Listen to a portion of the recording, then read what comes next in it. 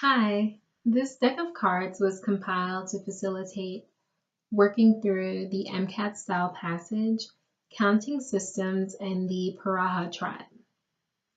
And it involves a little bit of the psychological, social, and biological foundations of language development. Okay?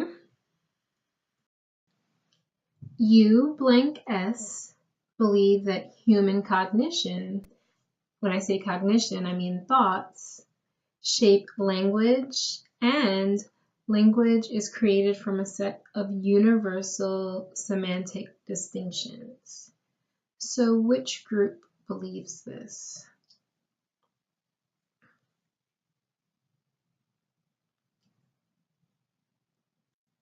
That would be universalists.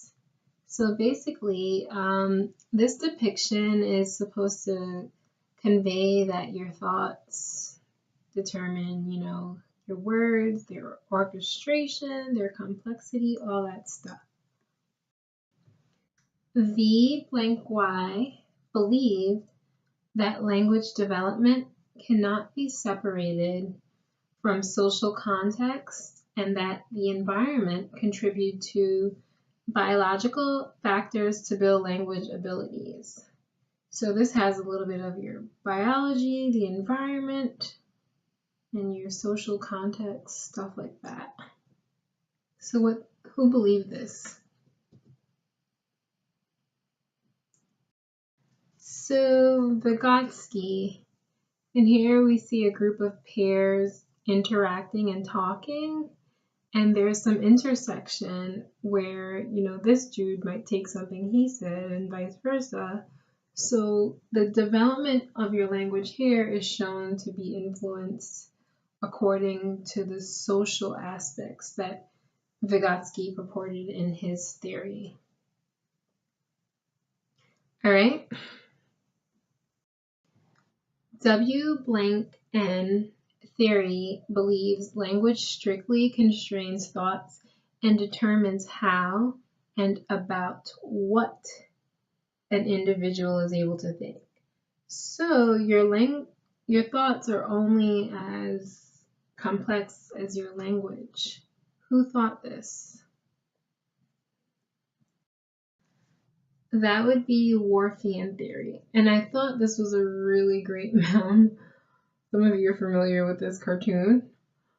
And then he's having a thought, conversation in his head, and he's thinking to himself that he wants to express something internally to himself, but he's saying, if only there were a word for it. Question mark. There might be a word for what he wants to convey or set a phrase. He's just not aware of it. P blank T believe that a child's interaction with objects drives language development. So which psychologists believe this? A lot of you may know this already.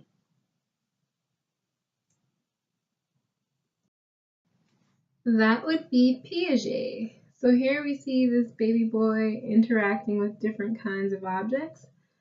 And so based on his interaction with the objects, language will develop because maybe he wants to describe how he's holding it, manipulating it, sharing it, breaking it, enhancing it.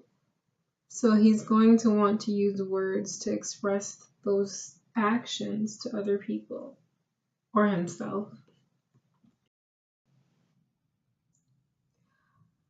W blank Linguistic Determinism believes linguistic structure influences but does not determine the context of everyday encounters. So what phenomenon says this? That the linguistics will influence your encounters but not determine them. So that would be weak linguistic determinism. These could be two business partners. And depending on whatever they're saying, it could be a formal conversation or it could be really informal. Okay? But that's not gonna change the fact that they may be having a meeting, even if they do have some informal linguistic exchange. W blank linguistic determinism describes language development as influencing the way that knowledge is conceptualized. So what phenomenon says that language influences the way knowledge is conceptualized? Again, that would be weak linguistic determinism. And this is a really funny cartoon.